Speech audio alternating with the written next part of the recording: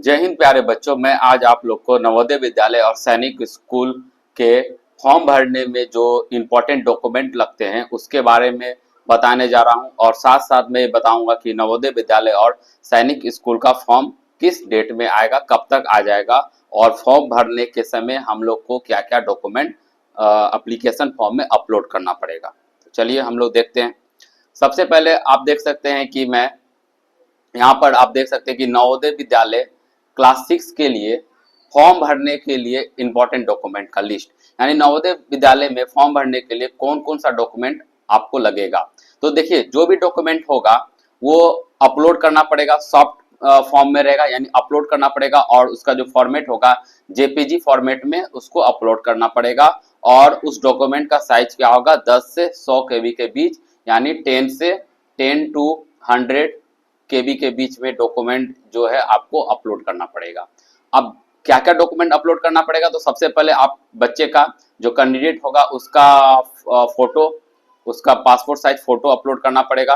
फिर बच्चे के पेरेंट्स का, चाहे माता या पिता का सिग्नेचर अपलोड करना पड़ेगा। फिर जो बच्चे होंगे, कैंडिडेट होंगे, उसके सिग्नेचर को अपलोड करना पड़ेगा। फिर बच्चे का, कैंडिडेट का आधार कार्ड का डिटेल को एप्लीकेशन फॉर्म में भरना पड़ेगा। उसके बाद बच्चे का रेसिडेंट सर्टिफिकेट, जिसको हम लोग निवास प्रमाण पत्र कहते हैं, वो भी अपलोड करना पड़ता है। ठीक है ना। तो आप क्या करिएगा, बच्चे के साथ साथ अपने पेरेंट्स का, माता या पिता किसी एक का भी निवास प्रमाण पत्र जरूर बना लीजिएगा। बच्चे के साथ साथ अपने अपने आप माना कि पेरेंट्स का भी निवास प्रमाण पत्र बनवा लीजिएगा। कास्ट सर्टिफिकेट बहुत जरूरी है, कास्ट सर्टिफिकेट अपलोड करना पड़ता है, चाहे ओबीसी, और किनका किनका, ओबीसी ओबीसी कैंडिडेट वाले, एसटी और एससी कैंडिडेट वाले का कास्ट सर्टिफिकेट लगता है। और जो बच्चे जनरल में आते हैं, जनरल कैंडिडेट होते हैं, जनरल कास्ट से बिलोंग करते हैं, उनको कास्ट सर्टिफिकेट नहीं लगता है।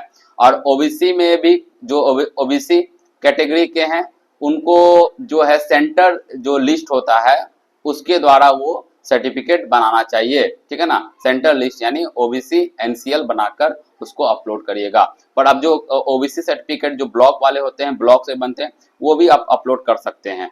तो ये सारे जो डॉक्यूमेंट है, ये जो 6 डॉक्यूमेंट है फॉर्म भरने के समय, ये आपको जरूरी है, तब फॉर्म फिलअप होगा। ये सब डॉक्यूमेंट अपलोड करना पड़ता है एप्लीकेशन फॉर्म में।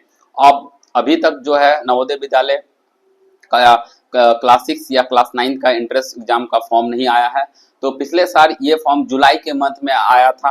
तो मुझे उम्मीद है कि ये 2 जुलाई से 3 जुलाई के बीच में ये फॉर्म आ जाएगा, आफ्टर 2 टू 3 जुलाई।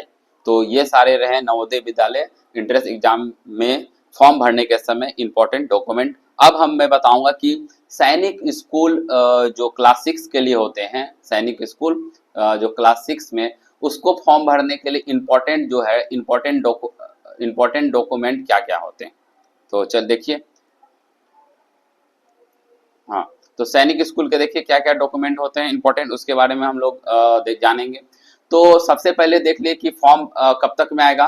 तो ये हर साल जो है सेकेंड वीक, हर साल ही, पिछले साल जो है सेकेंड वीक ऑफ अक्टूबर में आया था। तो इस बार भी हमको लग रहा है कि ये सेकेंड वीक ऑफ अक्टूबर में फॉर्म आ जाएगा सैनिक स्कूल का, अक्टूबर के मंथ में।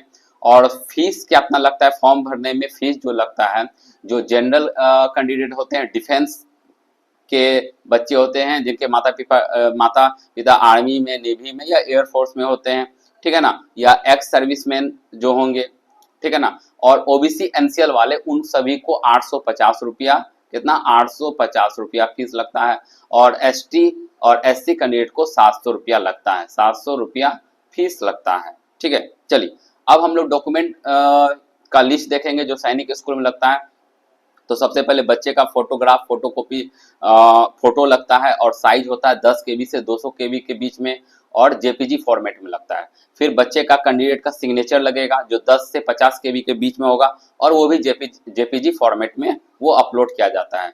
फिर बच्चे का कैंडिडेट का जो है लेफ्ट हैंड थंब इम्प्रेशन को अपलोड करता है, और वो भी 10 से 50 केबी के बीच में और जेपीजी फॉर्मेट में होता है। बच्चे का डेट ऑफ बर्थ सर्टिफिकेट लगता है। ठीक है ना। उसके बाद देखिए, फिर बच्चे का निवास प्रमाण पत्र या माता पिता का निवास प्रमाण पत्र अपलोड किया जाता है। कास्ट सर्टिफिकेट लगेगा बच्चे का, ठीक है ना। कास्ट सर्टिफिकेट आप लोग जरूर बना लीजिएगा। ओबीसी, एनसीएल, ये सेंट्रल लिस्ट वाले जो होंगे बना लीजिएगा। एसटी, एससी को भी लगेगा कास्ट सर्टिफिकेट, जनरल वाले को नहीं लगेगा। फिर है सर्टिफिकेट ऑफ द सर्विस, अगर कोई डिफेंस से है तो उनका सर्विस सर्टिफिकेट लगता है, जिसको पीपीओ बोलते हैं। ठीक है, तो इस तरह से ये डॉक्यूमेंट है जो सैनिक स्कूल एंट्रेंस एग्जामिनेशन क्लास 6 या क्लास 9 के फॉर्म भरने के समय लगेगा, जो फॉर्म कब आएगा, अक्टूबर के महीने में। तो अगर आप सैनिक स्कूल नवोदय विद्यालय या सिमरतला आवासीय विद्यालय किसी भी कॉम्पिटिटिव एग्जाम की तैयारी कर रहे हैं तो जरूर मेरे चैनल से बने रहिएगा, क्योंकि मैं इस तरह के इंफॉर्मेटिव वीडियो इन्फॉर्मेशन आपको बीच बीच में बताते रहूंगा। और मेरे चैनल में आप नए हैं तो जरूर चैनल को सब्सक्राइब करेगा, क्योंकि आपको इन्फॉर्मेशन मिलते रहे। Thank you for watching.